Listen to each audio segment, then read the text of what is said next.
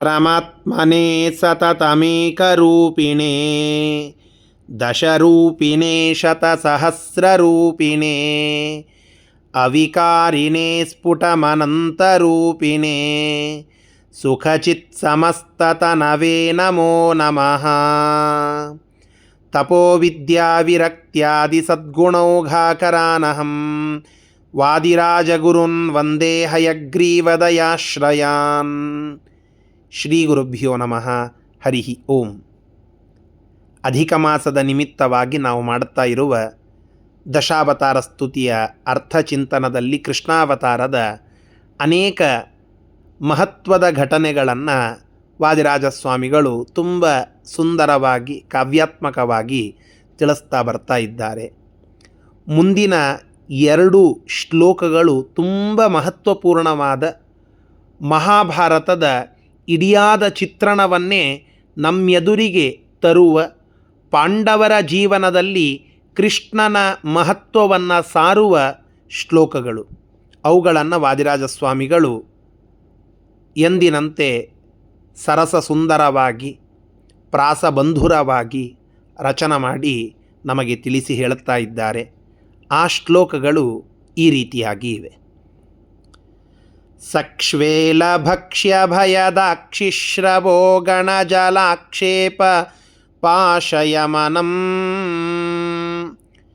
ಲಾಕ್ಷಾಗ್ರಹಜ್ವಲನ ರಕ್ಷೋ ಹಿಡಿಂಬಭಕ ಭೈಕ್ಷಾನ್ನ ಪೂರ್ವವಿಪದಃ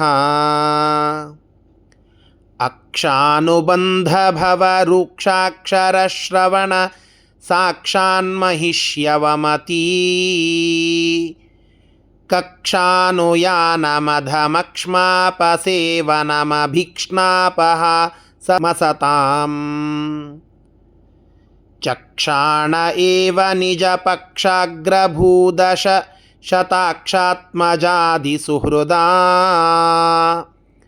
ಮಾಕ್ಷೇಪಕಾರಿ ಕುನೃಪಾಕ್ಷೌ ಹಿನಿ ಶತಬಲಾಕ್ಷೋಭ ದೀಕ್ಷಿತಮನಾಃ ತಾರ್ಕ್ಷ್ಯಾಸಿ ಚಾಪಶರತೀಕ್ಷ್ಣಾರಿ ಪೂರ್ವನಿಜ ಲಕ್ಷ್ಮಾಣಿ ಚಾಪ್ಯಗಣಯನ್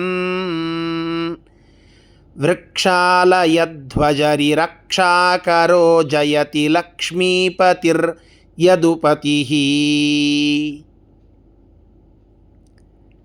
ಮನುಷ್ಯನಿಗೆ ಸುಖಗಳು ಎಷ್ಟು ಸಹಜವಾಗಿ ಬರುತ್ತವೆಯೋ ಅಷ್ಟೇ ಸಹಜವಾಗಿ ದುಃಖಗಳು, ಕಷ್ಟಗಳು, ದುಮ್ಮಾನಗಳು ಕೂಡ ಬೆನ್ನತ್ತಿ ಬರುವುದು. ದುಃಖ ಬಂದಾಗ ನಾವು ವಿಚಲಿತರಾಗುವುದು, ಸುಖ ಬಂದಾಗ ತುಂಬ ಉತ್ಸಾಹವನ್ನು ತೋರಿಸುವುದು ಇದು ಯೋಗ್ಯವಲ್ಲ. ಎಲ್ಲ ಕಾಲಕ್ಕೆ ಕೃಷ್ಣ ನಮ್ಮನ್ನು ಕಾಪಾಡುತ್ತಾನೆ, ಕೃಷ್ಣ ನನ್ನ ಜೊತೆಗಿರುತ್ತಾನೆ, ಆ ಕೃಷ್ಣನಿಂದಲೇ ಈ ಎಲ್ಲ ಸುಖಗಳು ನನಗೆ ಸಿಗುವಂತಹದ್ದು, ಈ ಎಲ್ಲ ದುಃಖಗಳನ್ನು ನಿವಾರಣೆ ಮಾಡುವ ಭಗವಂತ ನನ್ನ ಜೊತೆಗೆ ಸದಾಕಾಲ ಇದ್ದಾನೆ ಎನ್ನುವ ನಂಬಿಕೆ, ವಿಶ್ವಾಸ ಅದೇ ನಮ್ಮನ್ನು ರಕ್ಷಣೆ ಮಾಡುತ್ತದೆ. ರಕ್ಷತಿತ್ತೇಕ ವಿಶ್ವಾಸ. ಆ ನಂಬಿಕೆಗೆ ಹೆಸರುವಾಸಿಯಾದಂತಹ ಮಹಾಭಕ್ತರೇ ಪಾಂಡವರು. ನಮಗೆಲ್ಲ ಕಷ್ಟಗಳು ಬರುವುದು ಎಷ್ಟು?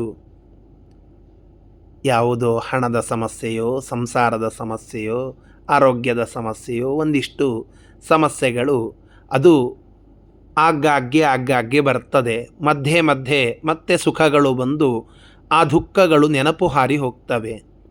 ಸ್ವಲ್ಪ ಕಠಿಣವಾದ ಪರಿಸ್ಥಿತಿ ನಮ್ಮ ಜೀವನದಲ್ಲಿ ಬಂದಾಗ ನಾವು ಭಗವಂತನನ್ನು ದೂಷಿಸುವುದುಂಟು.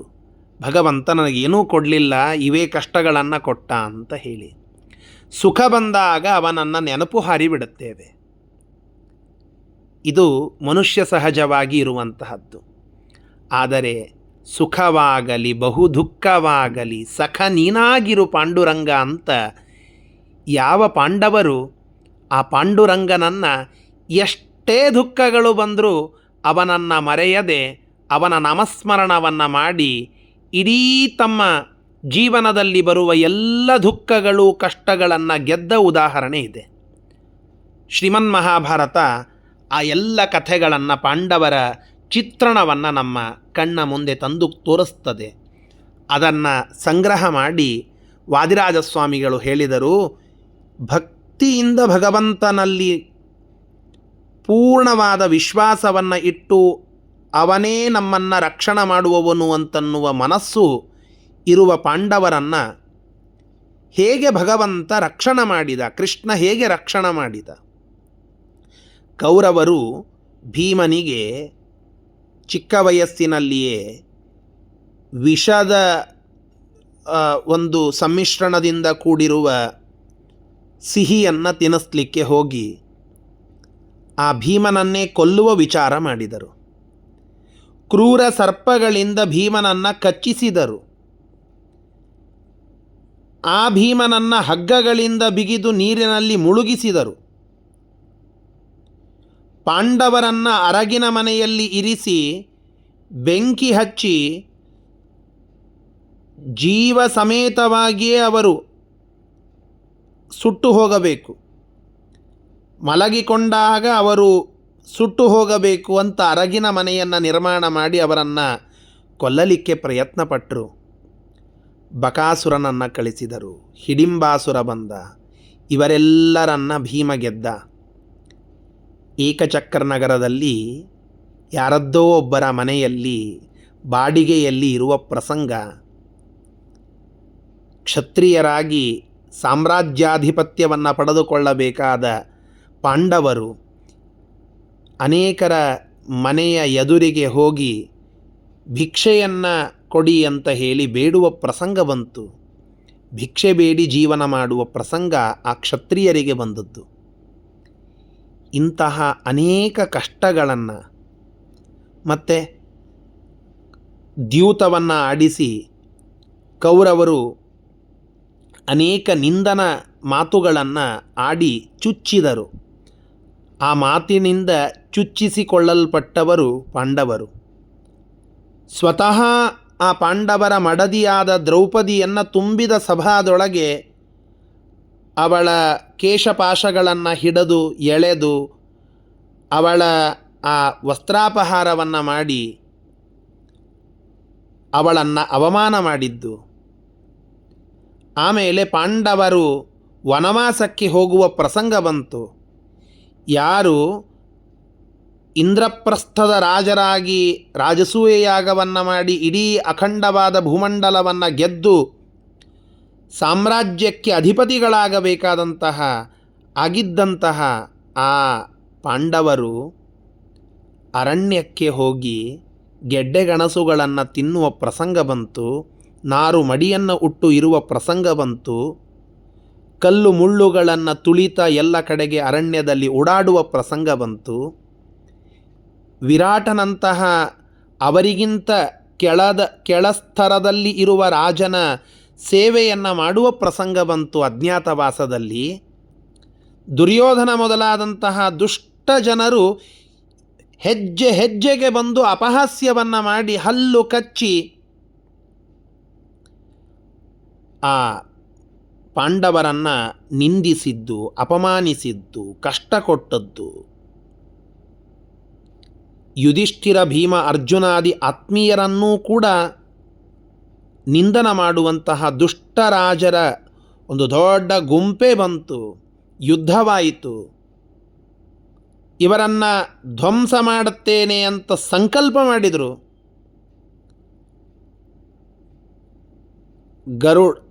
ಖಡ್ಗ, ಚಕ್ರ, ಗರುಡ ಮುಂತಾದ ಎಲ್ಲ ತನ್ನ ಯಾವ ಆಯುಧಗಳನ್ನು ಯಾವುದನ್ನೂ ಬಳಸಲಾರದೆ ತನಗಾಗಿ ಪೂರ್ಣ ಜೀವನವನ್ನೇ ಮೀಸಲಿಟ್ಟು ಇಷ್ಟು ಕಷ್ಟಗಳನ್ನು ಪಟ್ಟಾಗಲೂ ಕೂಡ ತನ್ನನ್ನು ನೆನಪಾರದೆ ತನಗಾಗಿ ಜೀವನವನ್ನು ಮುಡಿಪಿಟ್ಟ ಜನರಿಗೆ ಆ ಭಗವಂತ ಏನು ಅನುಗ್ರಹ ಮಾಡಿದ.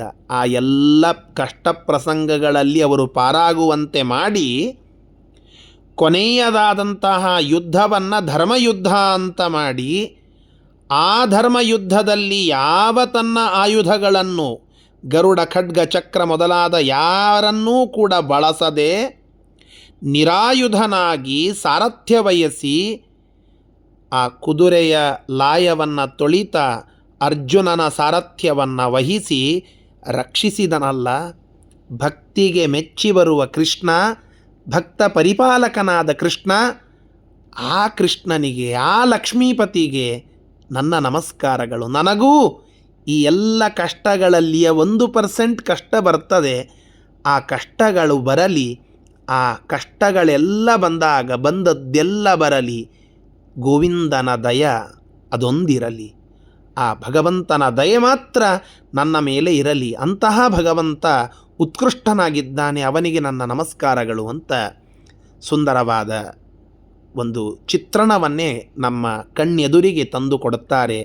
ಕೃಷ್ಣ ಹೇಗೆ ಕರುಣಾಳು, ಕೃಷ್ಣ ಹೇಗೆ ಕೃಪಾಳು, ಕೃಷ್ಣ ಹೇಗೆ ದಯಾಳು ಅಂತ. ಇಷ್ಟು ಈ 2 ಶ್ಲೋಕಗಳ ಭಾವ. ಇದರ ಶಬ್ದಶಃ ಅರ್ಥವನ್ನು ಈಗ ನೋಡೋಣ. ಸಕ್ಷ್ವೇಲ ಭಕ್ಷ್ಯ. ಕ್ಷ್ವೇಲ ಅಂದರೆ ವಿಷ, ಸ ಅಂದರೆ ಕೂಡಿದ, ವಿಷದಿಂದ ಕೂಡಿದ. ಭಕ್ಷ್ಯ ಅಂದರೆ ಸಿಹಿ, ಅದನ್ನು ತಿನ್ನಿಸಿದ್ದು. ಇದೊಂದು ಕಷ್ಟ. ಭೀಮ ಆ ವಿಷಭರಿತವಾದ ಅಲ್ಲಿಯ ಸಿಹಿಯನ್ನು ತಿನ್ನುವ ಪ್ರಸಂಗ ಬಂತು. ಅವನನ್ನು ಕೊಲ್ಲಲಿಕ್ಕೆ ದುರ್ಯೋಧನ ಅದನ್ನು ತಿನ್ನಿಸಿದ ಅಂತ. ಭಯದಾಕ್ಷಿಶ್ರವೋಗಣ. ಭಯಂಕರವಾದಂತಹ ವಿಷ ಸರ್ಪಗಳಿಂದ ಆ ಭೀಮನ ದೇಹವನ್ನು ಕಚ್ಚಿಸಿದಂತಹದ್ದು. ಇದೊಂದು ಕಷ್ಟ. ಜಲಾಕ್ಷೇಪ. ನೀರಲ್ಲಿ ಮುಳುಗಿಸಿದ್ದು, ಪ್ರಮಾಣಕೋಟಿ ಎನ್ನುವ ಮಡುವಿನಲ್ಲಿ ಮುಳುಗಿಸಿದ್ದು, ನೀರಿನಲ್ಲಿ ಮುಳುಗಿಸಿದ್ದು. ಇದೆಲ್ಲ ಭೀಮಸೇನ ದೇವರಿಗೆ ಅವರು ಕೊಟ್ಟಿರುವ ಕಷ್ಟಗಳು. ಪಾಶಯಮನಂ. ಹಗ್ಗಗಳಿಂದ ಬಿಗಿದಂತಹದ್ದು. ಪುಟ್ಟ ಬಾಲಕರಾಗಿದ್ದಾಗಲೇ ದುರ್ಯೋಧನ ಮತ್ತು ಭೀಮಸೇನ ದೇವರಲ್ಲಿ ಈ ಒಂದು ವೈರ ಬಂತು. ಭೀಮಸೇನ ದೇವರನ್ನು ಕೊಲ್ಲಿಸಬೇಕು ಅಂತ ದುರ್ಯೋಧನ ಈ ಎಲ್ಲ ಕಷ್ಟಗಳನ್ನು ಕೊಟ್ಟ. ಮುಂದೆ 5 ಜನರನ್ನು ಅರಗಿನ ಮನೆಗೆ ಕಳಿಸುವ ಪ್ರಸಂಗ. ಲಾಕ್ಷಾಗ್ರಹ ಜ್ವಲನ. ಲಾಕ್ಷಾಗ್ರಹ ಅಂದರೆ ಅರಗಿನ ಮನೆ.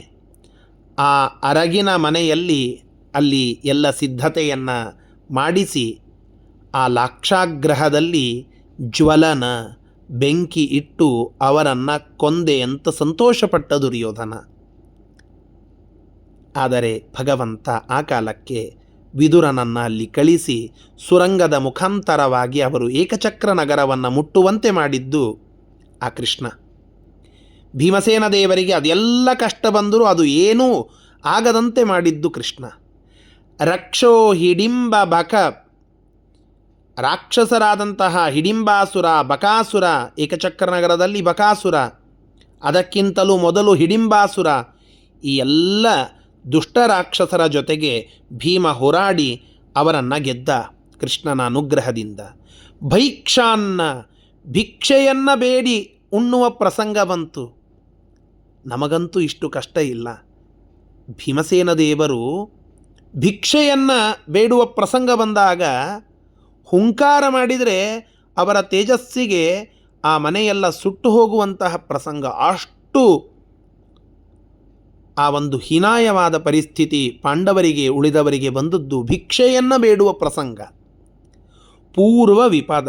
ಇವೇ ಮೊದಲಾದಂತಹ ವಿಪತ್ತು, ಆಪತ್ತುಗಳು ಆ ಪಾಂಡವರಿಗೆ ಬಂತು. ಮತ್ತು ಅಕ್ಷಾನುಬಂಧ ಭವ ರೂಕ್ಷಾಕ್ಷರ ಶ್ರವಣ ಸಾಕ್ಷಾನ್ಮಹಿಷ್ಯ ವಮತಿ. ಮತ್ತೆಂತಹದ್ದು ಅಕ್ಷಾನುಬಂಧ ಭವ. ಅಕ್ಷ ಅಂದರೆ ಪಗಡೆ. ಆ ಪಗಡೆಯಾಟದ ಸಂದರ್ಭದಲ್ಲಿ ಅನೇಕ ಮಾತುಗಳು, ಕೆಟ್ಟ ಮಾತುಗಳು ಅಲ್ಲಿ ಬಂದು ಅಲ್ಲಿ ಹುಟ್ಟಿದಂತಹ ರೂಕ್ಷಾಕ್ಷರ ಶ್ರವಣ. ರೂಕ್ಷ ಅಂದರೆ ಬಹಳ ಕಠೋರವಾದ, ಅಕ್ಷರ ಅಂದರೆ ಮಾತುಗಳು. ಕಠೋರವಾದ ಮಾತನ್ನು ಅಲ್ಲಿ ಕೇಳುವ ಪ್ರಸಂಗ ಬಂತು. ಎಷ್ಟು ಕಷ್ಟ. ಕರ್ಣನೇ ಮೊದಲಾದಂತಹ ಅಲ್ಲಿರುವಂತಹ ರಾಜರುಗಳು, ಅಂಗರಾಜ ಮೊದಲಾದಂಥವರು ಕೆಟ್ಟ ಕಠೋರವಾದ ಮಾತುಗಳನ್ನು, ನಿಂದನೆಯನ್ನು ಪಾಂಡವರಿಗೆ ಮಾಡಿದ್ದು. ಸಾಕ್ಷಾನ್ ಮಹಿಷ್ಯ ವಮತಿ. ತಮ್ಮ ಹೆಂಡತಿಯಾದಂತಹ ದ್ರೌಪದೀ ದೇವಿ ಅಲ್ಲಿ ಅವಮಾನವನ್ನು ಪಡುವಂತಹ ಪ್ರಸಂಗ. ಇಷ್ಟು ಕಷ್ಟ. ಕಕ್ಷಾನುಯಾನಂ, ಕಕ್ಷ ಅಂತನ್ನೋದಕ್ಕೆ ದಟ್ಟವಾದ ಅರಣ್ಯ ಅಂತ ರಾಮಾಯಣ ಹೇಳುತ್ತದೆ. ಕಕ್ಷಾಂತರಗತೋ ವಾಯು, ತುಂಬ ಒಳಭಾಗದ ಅರಣ್ಯಕ್ಕೆ ಕಕ್ಷ ಅಂತ ಕರೀತಾರೆ. ಕಕ್ಷಾನುಯಾನಂ, ಅನುಯಾನ ಅಂದರೆ ಪ್ರಯಾಣ, ಕಾಡಿಗೆ ಪ್ರಯಾಣ ಮಾಡುವುದು, ವನವಾಸಕ್ಕೆ ಹೋಗುವ ಪ್ರಸಂಗ. ಅಧಮಕ್ಷ್ಮಾಪ ಸೇವನಂ, ಅಧಮನಾದ ಕ್ಷ್ಮಾಪ, ಕ್ಷ್ಮ ಅಂದರೆ ಭೂಮಿ, ಪ ಅಂದರೆ ಒಡೆಯ, ಕ್ಷ್ಮಾಪ ಅಂದರೆ ರಾಜ, ಭೂಮಿಗೆ ಒಡೆಯನಾದ ಭೂಪ. ಅಧಮ ಅಂದರೆ ತನಗಿಂತ ಕೆಳಗಡೆ ಇರುವ, ವಿರಾಟನಂತಹ ತನಗಿಂತ ಕೆಳಗಡೆ ಇರುವ ರಾಜರ ಅಡಿಯಲ್ಲಿ ಯುಧಿಷ್ಠಿರಾದಿಗಳು ಅವರ ಸೇವೆಯನ್ನು ಮಾಡುತ್ತಾ ಅಜ್ಞಾತವಾಸವನ್ನು ಕಳೆಯುವ ಪ್ರಸಂಗ. ಅಸತಾಂ, ಇಂತಹ ದುಷ್ಟ ದುರ್ಜನರ, ದುರ್ಯೋಧನಾದಿ ದುರ್ಜನರ ಅಭೀಕ್ಷ್ಣಾಪಹಾಸಂ, ಆ ದುರ್ಜನರು ಪದೇ ಪದೇ ಆ ಭಗವಂತನ ಭಕ್ತರಾದ ಪಾಂಡವರನ್ನು ಅಪಹಾಸ ಮಾಡಿದ್ದು, ಪರಿಹಾಸವನ್ನು ಮಾಡಿದ್ದು, ಇವೆಲ್ಲ ದುಃಖ. ಇಷ್ಟೇನಾ? ಇಲ್ಲ, ಮತ್ತೊಂದು ಶ್ಲೋಕಕ್ಕೆ ಹೋಗ್ತಾರೆ. ಚಕ್ಷಾಣ ಏವ ನಿಜ ಪಕ್ಷಾಗ್ರಭೂದಶ ಶತಾಕ್ಷಾತ್ಮಜಾದಿ ಸುಹೃದ. ಚಕ್ಷಾಣ ಏವ, ಇದನ್ನು ನೋಡಿದಂತಹ ಕೃಷ್ಣ ನಿಜ ಪಕ್ಷಾಗ್ರಭೂ, ತನ್ನ ಪಕ್ಷದ ಅಂದರೆ ಧರ್ಮ ಪಕ್ಷದ ಹಿರಿಯನಾದಂತಹ ಅಗ್ರನಾದಂತಹ ಯುಧಿಷ್ಠಿರ, ದಶಶತಾಕ್ಷಾತ್ಮಜಾದಿ, ದಶಶತ ಸಹಸ್ರಾದಿ ಅಂತ ಅರ್ಥ. ದಶಶತ ಅಂದರೆ 1000, 1000 ಅಕ್ಷ ಅಂದರೆ 1000 ಕಣ್ಣುಗಳುಳ್ಳ ಇಂದ್ರ, ಅವನ ಆತ್ಮಜ ಅಂತಂದರೆ ಅವನ ಮಗ ಅರ್ಜುನ, ಆದಿ ಅರ್ಜುನನೇ ಮೊದಲಾದ. ಸುಹೃದಾಂ, ತನ್ನ ಆತ್ಮೀಯ ಭಕ್ತ ಜನರನ್ನು, ಆಕ್ಷೇಪಕಾರಿ, ಅನೇಕ ನಿಂದನೆಯ ಮಾತುಗಳನ್ನಾಡುವ ಅವರ ದ್ವೇಷಿಗಳಾದ ಕೌರವರನ್ನು, ಕುನೃಪಾಕ್ಷೌಹಿಣೀ ಶತಬಲ, ಆ ಎಲ್ಲ ದ್ವೇಷಿಗಳಾದ ದುರ್ಯೋಧನಾದಿಗಳ ದುಷ್ಟರಾಜರ ಅನೇಕ ಅಕ್ಷೋಹಿಣಿ ಸೈನ್ಯದ ಆಕ್ಷೋಭ, ಅವರನ್ನು ಹಿಂಸಿಸುವ, ಅವರನ್ನು ಸಂಹರಿಸುವ, ದೀಕ್ಷಿತ ಮನಾಹ, ದೃಢವಾದ ಸಂಕಲ್ಪವನ್ನು ಮಾಡಿದಂತಹ ಕೃಷ್ಣ ತಾರ್ಕ್ಷ್ಯ ಅಸಿ ಖಡ್ಗ ಚಾಪ, ತಾರ್ಕ್ಷ್ಯ ಅಂದರೆ ವಾಹನನಾದ ಗರುಡ, ಅಸಿ ಅಂದರೆ ನಂದಕ ಎನ್ನುವ ಖಡ್ಗ, ಚಾಪ ಅಂದರೆ ಶಾಂಗ ಎನ್ನುವ ಭಗವಂತನ ಧನಸ್ಸು, ಇದರ ಜೊತೆಗೆ ಶರ ಬಾಣಗಳು, ತೀಕ್ಷ್ಣಾರಿ ಪೂರ್ವ, ಇವೆಲ್ಲವುಗಳನ್ನು ರೂಕ್ಷವಾದ ಅಂದರೆ ತುಂಬ ತೀಕ್ಷ್ಣವಾದ ಚಕ್ರ, ಅರಿ ಅಂದರೆ ಚಕ್ರ, ಇವೇ ಮೊದಲಾದಂತಹ ಅವನ ಆಯುಧಗಳನ್ನು, ವಾಹನವನ್ನು, ನಿಜ ಲಕ್ಷ್ಮಾಣಿ ಚಾಪ, ಈ ಎಲ್ಲ ಆಯುಧಗಳನ್ನು ಕೂಡ ಅಗಣಯನ್, ಅವುಗಳನ್ನು ಇಟ್ಟುಕೊಳ್ಳದೆ, ಅವುಗಳನ್ನು ಲೆಕ್ಕಿಸದೆ ನಿರಾಯುಧನಾಗಿ ವೃಕ್ಷಾಲಯ ಧ್ವಜ ರಿರಕ್ಷಾಕರ. ಎಷ್ಟು ಸುಂದರವಾದ ಶಬ್ದ ಪ್ರಯೋಗ ನೋಡಿ ವಾದಿರಾಜಸ್ವಾಮಿಗಳದ್ದು. ವೃಕ್ಷಾಲಯ, ವೃಕ್ಷವನ್ನೇ ಆಲಯವಾಗಿ ಮಾಡಿಕೊಂಡದ್ದು ಯಾವುದು? ಕಪಿ. ಕಪಿಗಳು ಎಲ್ಲಿರ್ತವೆ? ಮರಗಳಲ್ಲಿ. ಹೀಗಾಗಿ ಮರಗಳೇ ಯಾವ ಪ್ರಾಣಿಗೆ ಆಲಯ, ಮನೆಯೋ, ಆ ಮರಗಳನ್ನು ಮನೆಯಾಗಿ ಉಳ್ಳ ಕಪಿಗಳು ಅಂತನ್ನೋದಕ್ಕೆ ಸಂಸ್ಕೃತದಲ್ಲಿ ವೃಕ್ಷಾಲಯ ಅಂತ ಕರೀತಾರೆ. ವೃಕ್ಷಾಲಯ ಅಂದರೆ ಕಪಿಗಳು. ಆ ಕಪಿಗಳ ಈಶ ಅವನೇ ಹನುಮಂತ. ಆ ಹನುಮಂತ ದೇವನನ್ನು ಧ್ವಜ, ತನ್ನ ಕೇತನ ಧ್ವಜ ಬಾವುಟದಲ್ಲಿ ಇಟ್ಟುಕೊಂಡಂತಹ ಅರ್ಜುನ, ಅವನನ್ನು ವೃಕ್ಷಾಲಯ ಧ್ವಜ ಅಂತ ಸಂಬೋಧನ ಮಾಡುತ್ತಾರೆ ವಾದಿರಾಜಸ್ವಾಮಿಗಳು. ಅಂತಹ ವೃಕ್ಷಾಲಯ ಧ್ವಜನಾದ ಅರ್ಜುನನನ್ನು ರಿರಕ್ಷಾಕರ, ರಕ್ಷಣ ಮಾಡುವುದರಲ್ಲಿ ಇಚ್ಛೆ ಮಾಡಿದ ಅಂತಹ ಲಕ್ಷ್ಮೀಪತಿ, ಲಕ್ಷ್ಮೀಪತಿಯಾದ ರುಕ್ಮಿಣೀ ವಲ್ಲಭನಾದ ಸತ್ಯಾಸಮೇತನಾದ ಭಗವಂತ ಯದುಪತಿ ಯಾದವರ ಒಡೆಯನಾದಂತಹ ಆ ಶ್ರೀಕೃಷ್ಣ ಯಾವತ್ತಿಗೂ ಕರುಣಾಳು ದಯಾಳು ಆಗಿದ್ದಾನೆ. ಭಕ್ತರನ್ನು ಅವರು ಮಾಡುವ ಭಕ್ತಿಯನ್ನು ಮೆಚ್ಚಿ ಅನುಗ್ರಹಿಸುವವನು ಸಹ ಅವನು ಜಯತಿ, ಯಾವತ್ತಿಗೂ ಕೂಡ ಉತ್ಕೃಷ್ಟನಾಗಿದ್ದಾನೆ. ಅವನಿಗೆ ನಮ್ಮ ನಮಸ್ಕಾರಗಳು, ಅವನಿಗೆ ಜಯ ಜಯ ಅಂತ ಆ ಇಡೀಯಾದ ಮಹಾಭಾರತದ ಸಾರ ಸರ್ವಸ್ವವನ್ನು ಈ ಎರಡೂ ಶ್ಲೋಕಗಳಲ್ಲಿ ಹೇಳಿ ಅಲ್ಲಿ ಆ ಪಾಂಡವರಿಗೆ ಭಗವಂತ ತೋರಿದ ಕಾರುಣ್ಯದ ಕಥೆಯನ್ನು ತಿಳಿಸಿ ಹೇಳಿದ್ದಾರೆ. ಇಷ್ಟು ಈ ಎರಡೂ ಶ್ಲೋಕಗಳ ಭಾವನೆ. ಈ ಮಹತ್ವವಾದ ಶ್ಲೋಕದ ಚಿಂತನೆಯನ್ನು ಮಾಡಿ ನಮ್ಮ ಮೇಲೂ ಭಗವಂತ ಕರುಣೆಯ ರಸವನ್ನು ಸುರಿಸಲಿ ಅಂತ ಪ್ರಾರ್ಥನೆ ಮಾಡೋಣ. ಶ್ರೀಕೃಷ್ಣಾರ್ಪಣಮಸ್ತು. ಹರಯೇ ನಮಃ.